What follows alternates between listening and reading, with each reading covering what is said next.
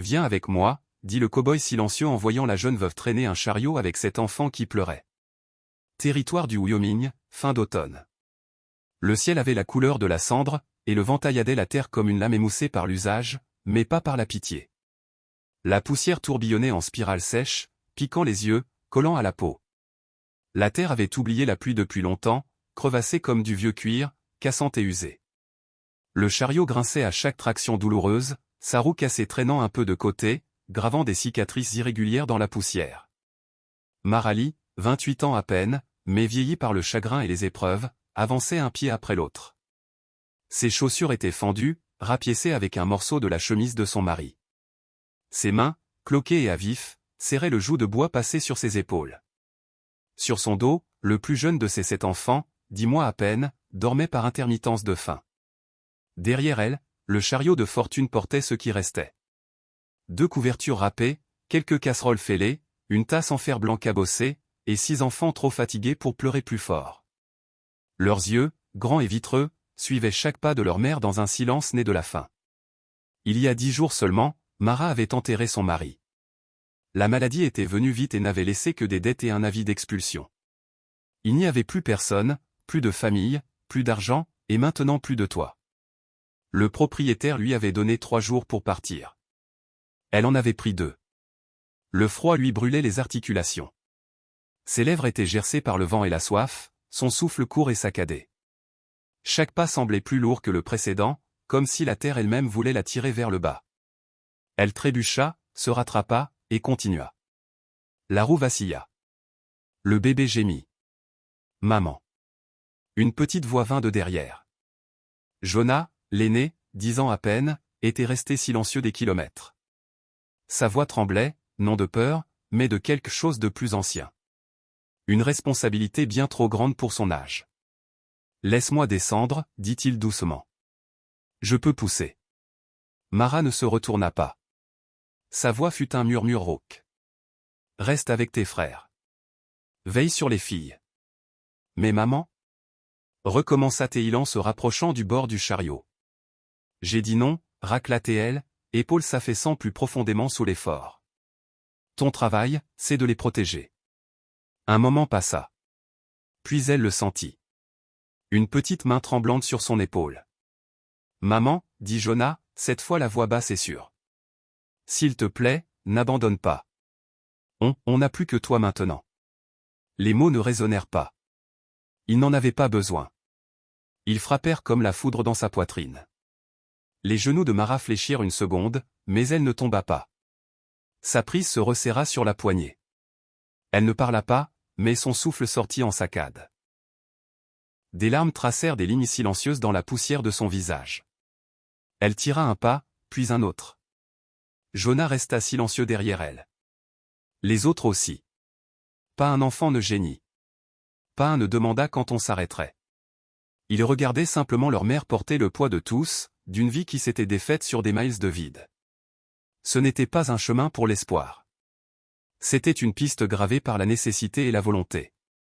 Et puis un mouvement au loin. Une silhouette à cheval apparut sur la crête, immobile comme un rocher contre le soleil bas du matin. Le cheval souffla de la vapeur dans l'air froid. L'homme ne bougea pas tout de suite, comme s'il n'était pas sûr que l'image devant lui soit réelle.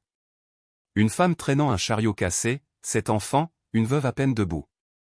Il y avait quelque chose de presque biblique dans cette détresse. Le cow-boy talonna doucement sa monture. Sur la piste, Mara ne l'avait pas encore remarqué. Tout son monde était un rythme de souffrance. Tirer, trébucher, respirer. L'homme atteignit le bas de la crête, plus près maintenant.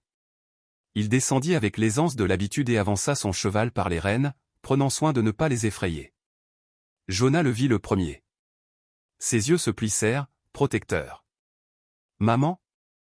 Sentant le silence soudain changer derrière elle, Mara se tourna enfin. Leurs regards se croisèrent pour la première fois. Une femme au bord de l'effondrement. Un homme dont la tristesse était enfouie si profondément que seul le silence pouvait la porter. Et pendant un instant, rien ne bougea. Ni le vent, ni le chariot. Seulement la vérité, nue entre 2 âmes brisées sur la plaine. Et tout commença là. Le silence pesait comme un voile de poussière entre eux. Le cœur de Mara cognait fort dans ses oreilles tandis que l'homme avançait, menant son cheval lentement et sûrement. Il ne fit aucun geste brusque, aucun signe de menace. Pourtant elle se plaça devant les enfants, un bras tendu, l'autre serrant son nourrisson contre sa poitrine. « N'approchez pas, dit-elle, la voix tremblante mais ferme. L'homme s'arrêta là où il était.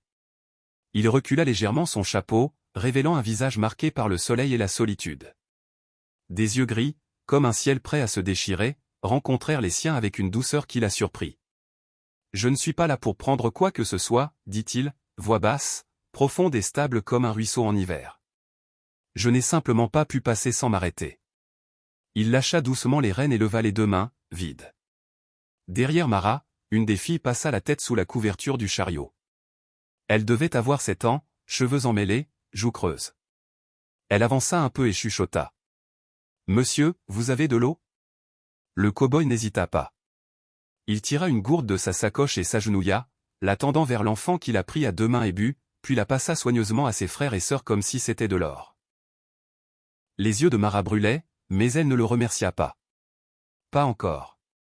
Il ne semblait pas l'attendre non plus. « Comment vous appelez-vous » demanda-t-elle doucement en l'observant. « Silas » répondit-il. « Silas Osorn. » Puis il s'accroupit près du chariot, ses yeux scrutant le cadre en bois, l'essieu tordu. Il effleura du bout des doigts la roue qui vacillait. « Goupille des cieux desserrés » murmura-t-il plus pour lui-même que pour quiconque. Sans un mot de plus, Silas tira une petite trousse à outils de sa sacoche. Ses mains travaillèrent vite et sûr. Des années de vie au ranch dans chaque geste.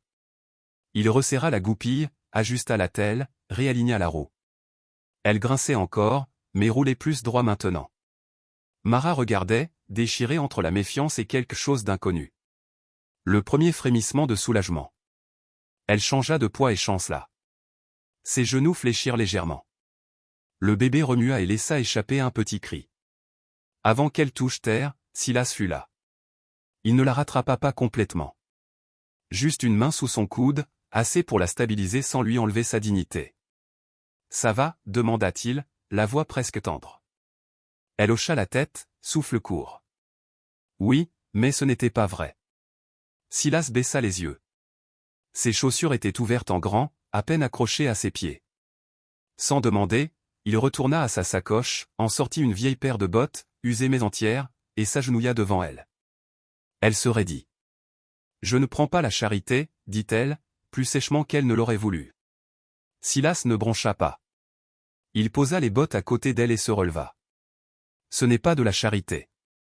C'est de la survie. Vous n'avez pas besoin de me connaître, mais vos enfants ont besoin que vous marchiez demain. » Il ne dit rien de plus.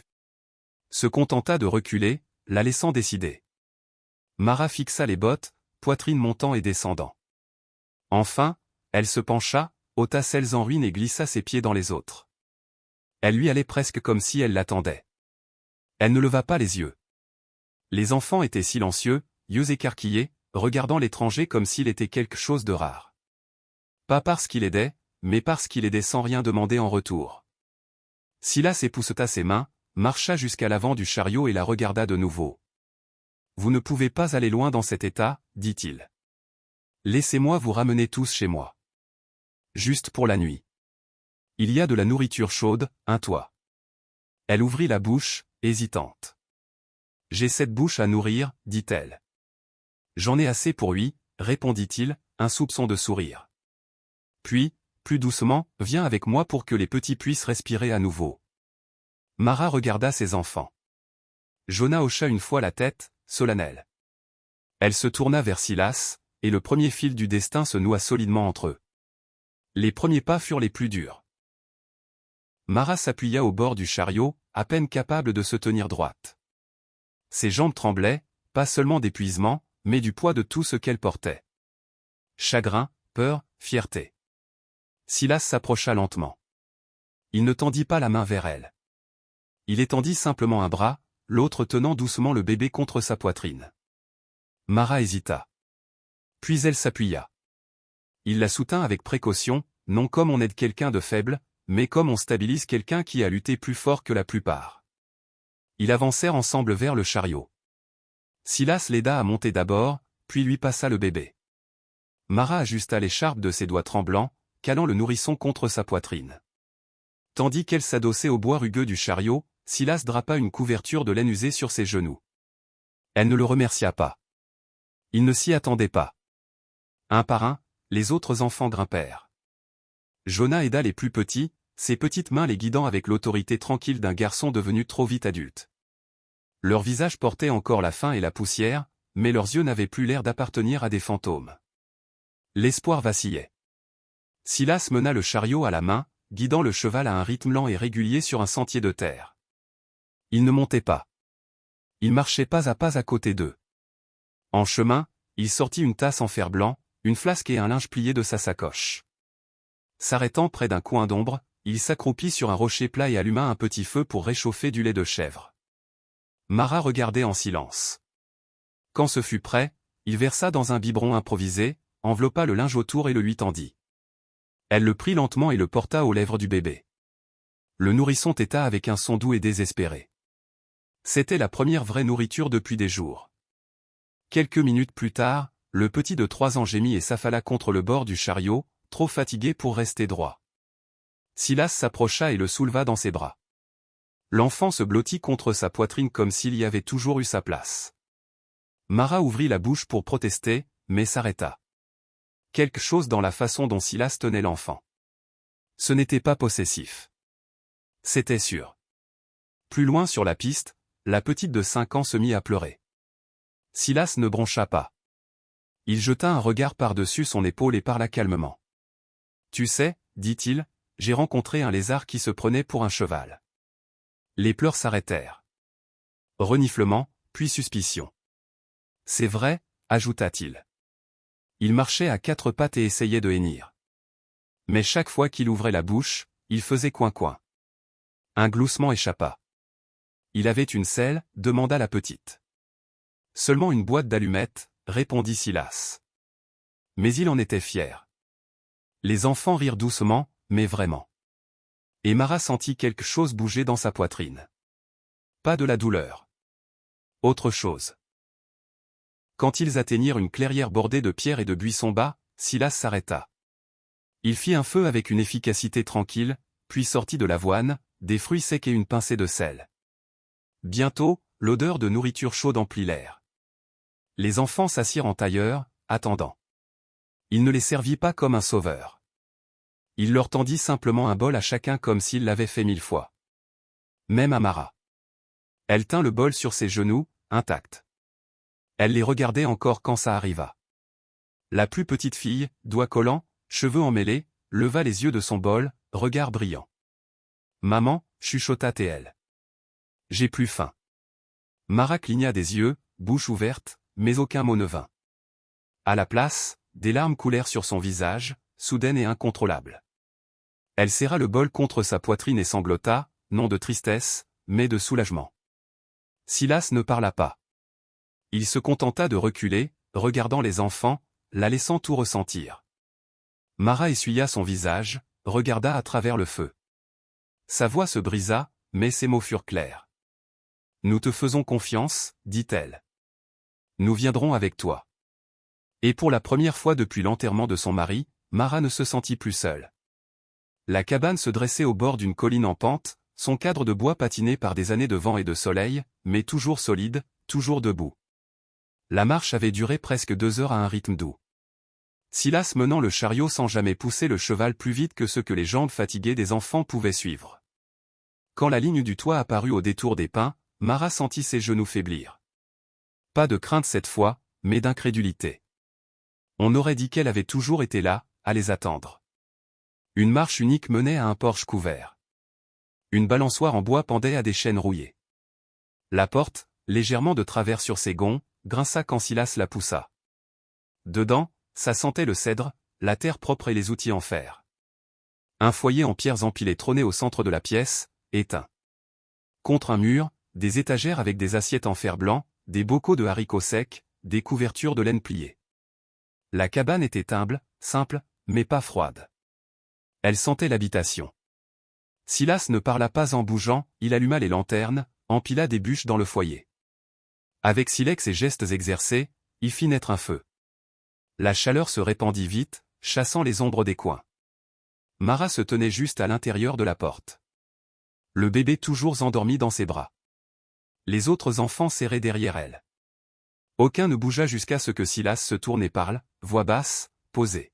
« Vous êtes en sécurité ici. » Il guida les enfants vers un tas de couvertures qu'il avait disposées dans un coin, leur montra où s'asseoir, où se reposer. Puis il entra dans la petite pièce latérale et revint avec une vieille marmite en fonte cabossée. Un ragoût commença.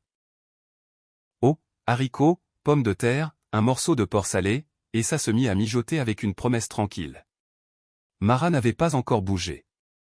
Elle observait depuis l'ombre, épaules toujours crispées, comme si elle avait peur qu'en respirant trop fort le rêve s'évanouisse. Silas s'approcha lentement et posa une assiette près de la petite table à côté d'elle. Une cuillère reposait sur une serviette pliée.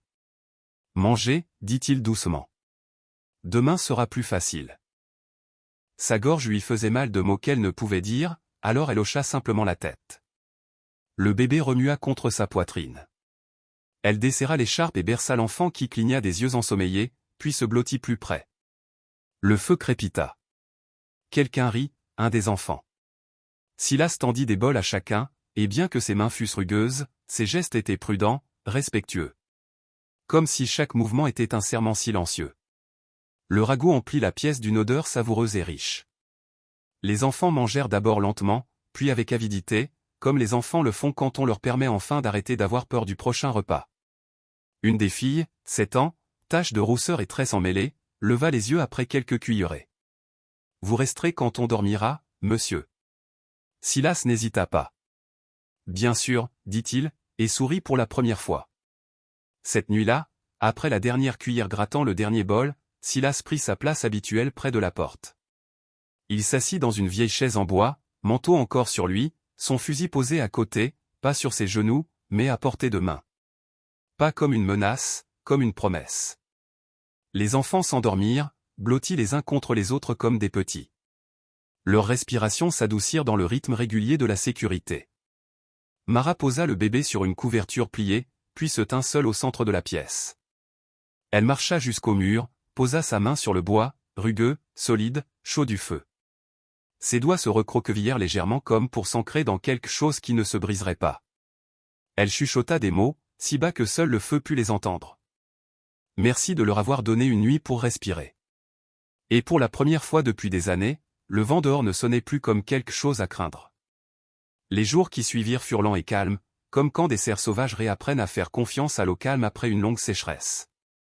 Les matins commençaient avec l'odeur du bois qui brûle et le piétinement de petits pieds. Silas se levait avant le soleil, s'occupant des chèvres, ramassant les œufs d'un poulailler qu'il avait presque oublié.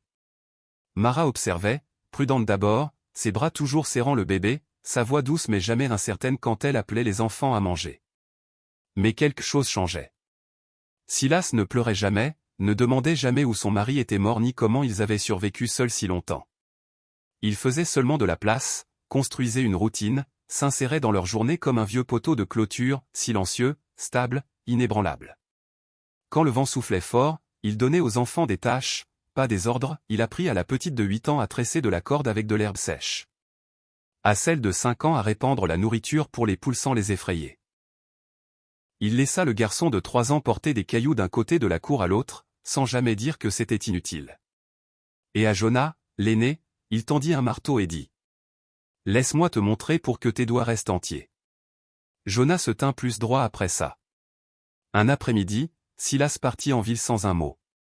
Il revint des heures plus tard avec un sac de toile de jute sur l'épaule, farine, pommes séchées, sucre, et une petite boîte de menthe poivrée. Il ne dit pas combien il avait dépensé ni ce qu'il avait échangé. Il posa simplement le sac sur la table et dit : « Ça rendra peut-être les matins meilleurs. » Cette nuit-là, Mara fit de la pâtisserie pour la première fois depuis des mois. Des biscuits, grossiers et pâles, mais chauds. L'odeur seule fit danser les enfants sur leurs chaises. C'était une vie cousue de petites choses, un tabouret réparé, un toit rapiécé, un petit ruban laissé sur le rebord de fenêtre pour la plus jeune. Puis vint la nuit où le bébé hurla. Un cri aigu qui traversa la cabane comme du verre. Mara se réveilla en sursaut sur la paillasse au sol. Son corps lourd d'épuisement, ses bras refusant de se lever. Les gencives de l'enfant étaient rouges, enflées, en train de percer. Mara essaya de le bercer, chuchota des berceuses avec des lèvres gercées, mais le bébé se cambra et hurla, poing battant l'air. Les autres enfants remuèrent, gémissant dans leur sommeil. Silas ouvrit doucement la porte de la cabane. « Laisse-moi, dit-il. » Mara cligna des yeux, hébétée, incertaine. Elle ne parla pas, hocha seulement la tête. Silas entra. Il bougea comme quelqu'un qui manipule quelque chose de sacré. Il prit le bébé doucement, murmurant des riens, sa voix plus profonde que le vent, mais plus chaude aussi. Il arpenta la petite pièce, le faisant sauter légèrement sur ses talons. Puis, à peine audible par-dessus les hoquets de pleurs du bébé, il se mit à chanter. Une berceuse de cow-boy, mi-parler, mi-chanter. Quelque chose à propos d'étoiles et d'herbes de prairie. Sa voix était rude sur les bords, mais elle avait du rythme. Du cœur. Une mélodie faite pour durer. Le bébé se calma, joue pressée contre sa poitrine. Mara s'assit lentement. Elle ne dit rien, observa seulement. Un bras autour de ses genoux, l'autre pressé contre ses lèvres. Le feu projetait des ombres sur le mur, sa silhouette se balançant, la tête de l'enfant un doux arrondi contre son épaule. Pour la première fois depuis que Silas était entré dans leur vie, Mara le vit non comme un étranger, non comme un homme, mais comme un pont entre ce qu'ils avaient perdu et ce qui pourrait encore être possible. Pas de l'amour, pas encore, mais quelque chose de plus solide que la peur, quelque chose qui grandissait. Confiance, chuchota-t-elle presque pour elle-même. Merci. Silas ne répondit pas. Il la regarda seulement, yeux doux sous le poids de la lumière du feu, puis baissa les yeux sur le bébé dans ses bras. Dehors, le vent passa dans les arbres comme un chute, apaisant une vieille blessure. Et cette nuit-là, Mara dormit. L'après-midi, le soleil pesait lourd sur les hautes plaines, enfonçant la chaleur dans le sol et la sueur dans chaque pli de tissu. Le vent s'était tu, anormalement, comme si la terre elle-même retenait son souffle. Mara était agenouillée près du puits, rinçant un linge taché dans le seau d'eau. Ses mains, rugueuses et calleuses, bougeaient en rythme jusqu'à ce qu'un bruit brise le calme des coups de sabot. Pas le clop calme d'un cheval de ranch, mais le martèlement rapide et urgent d'une équipe poussée à fond. Mara se redressa, cœur battant. De la poussière de la longue route arriva un grand chariot couvert, bois sombre et garniture en laiton terni par les miles. Il s'arrêta net devant la cabane. La porte grinça, et un homme descendit. Thomas Garrett, le frère de son défunt mari. Il portait un manteau impeccable, bottes cirées, sourire étroit et froid. À ses côtés, deux hommes au cou épais, bras longs, arborant l'immobilité sans expression d'homme payé pour la violence. Mara se figea, l'eau goûtant de ses doigts. Thomas ne la salua pas. Il ne regarda pas les enfants qui jetaient un œil depuis le mur de la cabane. À la place, il tira un document plié de sa poche intérieure et avança avec l'arrogance d'un homme convaincu que la loi marchait avec lui. « Je viens avec autorité », dit-il en agitant les papiers. « Le tribunal a été informé. Vous êtes inapte à élever ces enfants. Je suis leur plus proche parent. Ils viennent avec moi. » Derrière elle, le plus petit enfant gémit. Mara serra instinctivement le bébé contre sa poitrine, reculant vers la porte. « Vous ne pouvez pas, dit-elle, voix fine. Thomas ne sia pas. « Je peux et je vais. Cet endroit n'est pas une maison. Vous n'avez pas de revenus. Pas de titre, pas de droit. » Un des hommes de main avança. « On peut les prendre maintenant, patron. » Thomas hocha une fois la tête. L'homme tendit la main vers l'épaule du petit de 5 ans. C'est alors que le son vint. Net, métallique, définitif. Clique le cran de sûreté d'un revolver, doucement ôté. Silas sortit de sous l'auvent du porche. Son ombre s'étirant longue derrière lui. Son chapeau était bas. Sa prise ferme. Le revolver était le long de sa jambe, mais l'avertissement dans sa voix trancha la chaleur comme un tonnerre sur terre sèche. « Ne m'obligez pas à m'en servir, dit-il doucement. Pas devant des enfants. » L'homme de main se figea, main encore tendue. Thomas se tourna, visage crispé d'agacement. « Et vous êtes censé être qui? Un autre bouche à nourrir ?» Silas ne dit rien. Il n'en avait pas besoin. Il avança, se plaçant entre Mara et les hommes, bloquant leur chemin du poids tranquille et inébranlable d'un vieux chêne. « Elle n'est plus seule maintenant, dit-il. Les enfants non plus. » Thomas ricana, lançant les papiers vers lui. « Je porterai ça devant un tribunal. Faites donc, dit Silas. Mais essayez de toucher un seul d'entre eux aujourd'hui, et le juge entendra votre affaire post-mortem. La menace ne monta pas en volume. Elle n'en avait pas besoin. Elle plana dans l'air comme la fumée d'un pistolet dégainé. Du chemin poussiéreux derrière la grange, un mouvement. Un homme sortit. Tablier de forgeron encore sur lui. Puis une femme, la boutiquière. Puis deux autres habitants, voisins, visages autrefois distants, maintenant rapprochés par ce qu'ils avaient entendu ou ce qu'ils devaient. Aucun n'avait d'armes, mais ils n'en avaient pas besoin. Leur présence disait assez. Il n'est pas seul non plus. Le regard de Thomas passa autour. Son assurance vacilla. Il vit que le silence n'était pas faiblesse. C'était résolution. Ce n'est pas fini, siffla-t-il. Non, convint Silas. Ça ne fait que commencer pour eux. La mâchoire crispée, Thomas tourna les talons, fit signe à ses hommes. Le chariot grinça sous leur poids quand ils remontèrent. Marat ne respira que quand la poussière derrière leur roue fut retombée depuis longtemps. Silas baissa le revolver, le rengaina sans cérémonie. Marat s'effondra au sol, jambes se dérobant sous elle, bébé toujours dans ses bras. Son souffle tremblait. Si tu n'étais pas sorti, chuchota T.L. Il s'agenouilla près d'elle. Tant que je respire, personne ne les prendra. Ni toi. Elle le regarda alors, vraiment regarda. Et pour la première fois, elle ne vit pas un étranger avec une arme. Elle vit le bouclier qu'il n'avait jamais eu jusqu'à présent. Le lendemain, Silas sella son cheval et partit en ville. La poussière collait à son manteau. Le greffier du tribunal cligna des yeux quand il entra. « J'ai besoin du conseil municipal », dit simplement Silas. Une heure plus tard, il se tenait devant eux, chapeau à la main, voix basse mais sûre. « Elle et les enfants ont besoin d'une protection légale. Je veux qu'ils soient sous mon nom pour l'instant. » Les conseillers, vieux ranchers et boutiquiers, connaissaient Silas depuis des années. Ils ne posèrent pas beaucoup de questions. Ils se souvenaient de l'inondation, de l'incendie, de la tempête dans laquelle il avait chevauché pour l'enfant d'un étranger. L'un d'eux hocha la tête. On les inscrira comme foyer provisoire. Tutelle temporaire sous votre nom. Silas hocha une fois la tête. Ça ira. Il rentra juste avant le crépuscule. Marat l'attendait sur le chemin, essuyant ses mains sur son tablier. C'est fait, dit-il.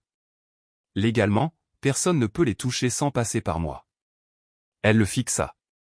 Tu as fait tout ça. Pour les enfants, demanda-t-elle. Il la regarda calmement. Pour toi, dit-il. Ils font partie de toi, et toi, tu es la partie que je n'ai pas pu laisser passer. Son souffle se bloqua, mais elle ne pleura pas. Elle hocha la tête. Le lendemain matin, Marat prit les 7 enfants jusqu'au magasin du forgeron. Ils furent absents presque toute la journée.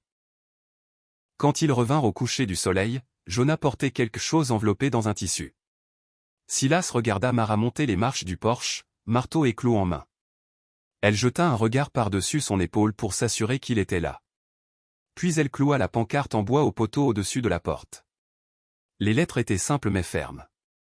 Foyer aux Sornes. Une famille par choix. Cette nuit-là, la cour résonna de rire tandis que les enfants poursuivaient des lucioles dans le crépuscule. Silas s'appuya au poteau du porche, regardant. Il ne se rendit pas compte que Marat s'était placé près de lui jusqu'à ce qu'une petite voix retentisse. « Papa Silas » cria le plus petit garçon en levant les mains. « Regarde ce que j'ai attrapé. » Une luciole. Mais Silas se fichait de l'insecte. Il entendit. « Papa Silas ». Sa prise sur la rambarde du porche se resserra légèrement.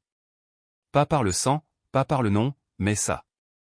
C'était sa famille maintenant, et il lui avait donné le seul nom qui ait jamais vraiment compté. L'été s'installa sur les hautes plaines comme une couverture douce cousue de lumière dorée et de l'odeur d'herbe sèche. Le vent charriait des effluves de pin qui cuit et de chèvrefeuilles en fleurs, bruissant sous les avant-toits de la cabane aux Sornes, maintenant plus grande qu'avant. Silas et le jeune Jonah avaient passé 2 semaines à construire une petite pièce supplémentaire, chaque clou planté avec une détermination tranquille. Dedans, la maison respirait la vie. Marat riait plus souvent maintenant. Ses cheveux étaient coupés courts, effleurant sa mâchoire. Elle bougeait avec aisance. Ses yeux n'étaient plus ombragés par la peur. Les enfants étaient en bonne santé, joues plus rondes, pas plus légers. Ils chantaient en balayant le porche ou en épluchant des pommes de terre, leur voix aussi naturelle que le chant des oiseaux au printemps. Chaque matin, Silas se levait tôt. Avant que quiconque remue, il posait une tasse de café fumant sur la table pour Mara. À côté, toujours une fleur sauvage, jaune, bleue, une fois mauve. Il n'expliquait jamais, elle ne demandait jamais. Mais elle gardait chacune pressée dans une vieille Bible, sa couverture usée douce par le temps et des mains comme les siennes. Une soirée, tandis que les collines se lavaient de lumière ambrée, Mara se tint près de Silas à la clôture. Son tablier sentait le romarin et la farine. Elle regardait les enfants se courir après dans l'herbe haute. « Tu ne m'as pas seulement sauvé, dit-elle doucement. Tu nous as tous sauvés. » Puis sans hésiter, elle posa sa main sur la sienne, forte, tannée par le soleil, stable. Ce n'était pas une quête d'équilibre. C'était une ancre, un choix. Silas ne la regarda pas tout de suite. Son regard s'attarda sur le champ, puis revint à son visage. « Et toi, tu m'as sauvé, dit-il, voix basse. D'une vie sans personne à qui rentrer. » Ils restèrent sans parler, regardant Jonah faire de grands cercles sur son poney, les filles cueillant des bailles, le plus jeune serrant une poupée de chiffon râpé. Famille, pensa Silas, ce n'est pas ce dans quoi on est. C'est ce qu'on se bat pour construire, ce pour quoi on reste. 2 semaines plus tard, le village se rassembla pour la fête de la moisson. Mais cette fois, ce n'était pas seulement le cidre et les airs de violon qui les attiraient. Sur une petite colline herbeuse sous un ciel ouvert, Mara et Silas prononcèrent leurs vœux. Pas de grands discours, pas de musique, juste des mains jointes, des regards verrouillés, et la compréhension tranquille de 2 âmes qui avaient traversé le feu et osé encore aimer. Mara portait une robe reprisée. Silas sa plus belle chemise, bottes cirées avec soin. Les enfants se tenaient derrière eux en rang bancal, visage rayonnant. Des habitants, ranchers, instituteurs, forgerons se tenaient prêts, certains souriant, d'autres hochant la tête. Personne ne pleura, mais tout le monde sentit le poids de ce qu'il voyait. Ensuite, Mara posa son front contre la poitrine de Silas. Il embrassa ses cheveux. Cette nuit-là, la cabane résonna de rire. Chaleur vacillant dans chaque pièce. Plus tard, tandis que le crépuscule peignait le ciel en lavant des pêches, Mara se tint à la clôture de nouveau. Elle tenait le plus jeune sur sa hanche, son autre main posée légèrement sur son ventre, rond d'une nouvelle vie. Derrière elle, Silas s'approcha, posa sa main sur son épaule. Dans le champ, cet enfant courait libre, le rire s'élevant comme un chant d'oiseau. Au-dessus du porche, la pancarte en bois oscillait dans la brise, ses lettres captant la dernière lumière du jour. Foyer aux Sornes. Une famille par choix.